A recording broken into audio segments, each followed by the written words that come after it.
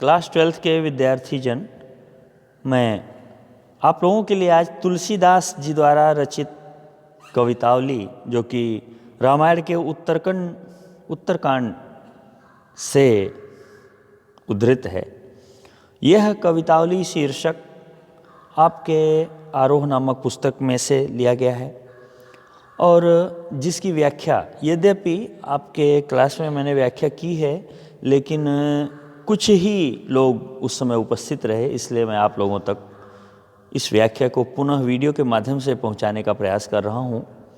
आइए हम देखते हैं कि तुलसीदास जी क्या कहना चाहते हैं। आज के इतना समय पहले जब तुलसीदास जी का जन्म हुआ रहा होगा, उस समय में रोजी रोजगार की क्या हालत थी, सामाजिक व्यवस्था की क्या हालत थी। आइए इन चीज़ों को वृहद तरीके से जानते हैं।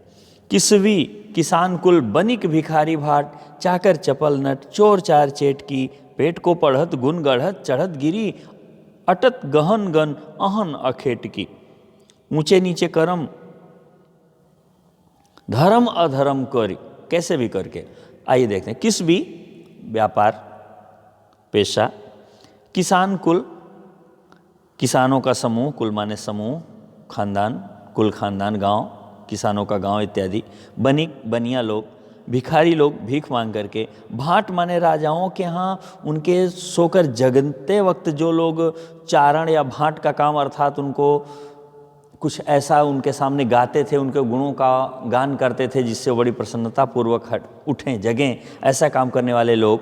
चाकर कुछ धन इत्यादि लेके काम संपन्न करने वाले लोग। चपल नट सर्कस दिखाने वाले लोग, शरीर को विभिन्न प्रकार की मुद्राओं में दिखा करके बड़ा कठिन काम करके जो जीविका प्राप्त करते हैं, ऐसे लोग।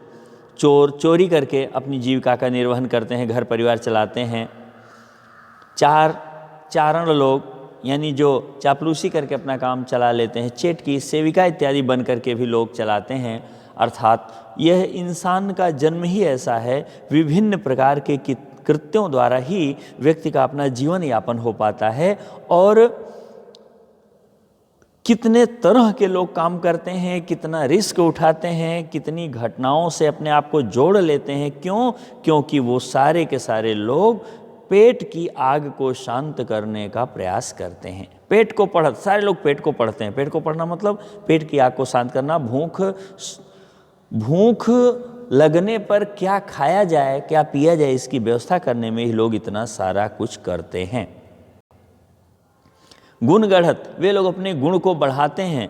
जितना आज जानते हैं कल और सीखते हैं, उसके बाद और सीखते हैं, सारा प्रयास करते हैं। किस लिए? पेट की आग को बुझाने के लिए। चढ़त गिर, पहाड़ पे चढ़ जाते हैं। प्राणों का संकट है, उस काम को भी करना नहीं छोड़ते। सारा कुछ करके व्यक्ति अपना जीवन यापन करता है। अटत गहन गन, घनघोर जंगल में अटत घूमते हैं। अहन मार डालते हैं। अखेट की, आखेट कर्म करने के द्वारा, शिकार करने के द्वारा निरपराध जीवों की हत्या तक करते हैं। किस लिए? ताकि उनको रोजी रोजगार, उनका पेट का पालन पोषण हो जाए, घर परिवार वालों के की पेट पूजा हो जाए, खाने पीने का जुगाड़ हो जाए। ऊंचे नीचे कर्म, सारे कर्म करते हैं, चाहे ऊंच कर्म हो चाहे नीच कर्म हो। धर्म भी करते हैं, अधर्म भी करते हैं। सारा कुछ करके जीवन यापन करने का तमाम सारा उपाय अपनाते हैं। यानी ये पेट ही है जिसके लिए इतना सारा प्रयास दुनिया वाले करते हैं। पेट को पढ़त गुण गढ़त चढ़त गिरी, ये हम लोग पढ़ चुके हैं पिछले वाले पेज में।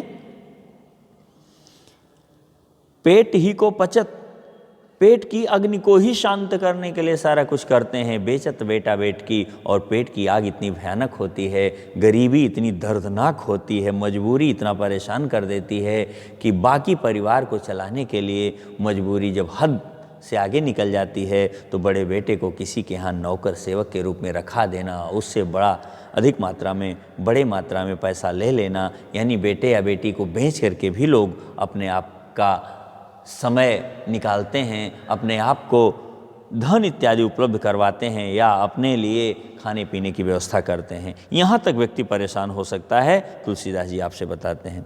तुलसी बुझाई एक राम घनश्याम हिते। तुलसीदास जी कहते हैं राम, भगवान राम, मेरे जो पूज्य राम है, आराध्य राम हैं, वो इस अग्नि को बुझाने में सक्षम है। कैसे? घनश्याम हिते, क्योंकि वो राम केवल राम नहीं, वो वर्षाकालीन काले बादल जैसे हैं, घनश्याम जैसे, घनश्याम माने काले बादल जैसे हैं। जैसे काले बादल जंगल में लगी हुई आग बुझा सकते हैं, वैसे ही हमारे राम भी घनश्याम जैसे हैं, जो पेट की आग को अपने बारिश के द्वारा, अपनी कृपा की बारिश द्वारा शांत कर सकते हैं।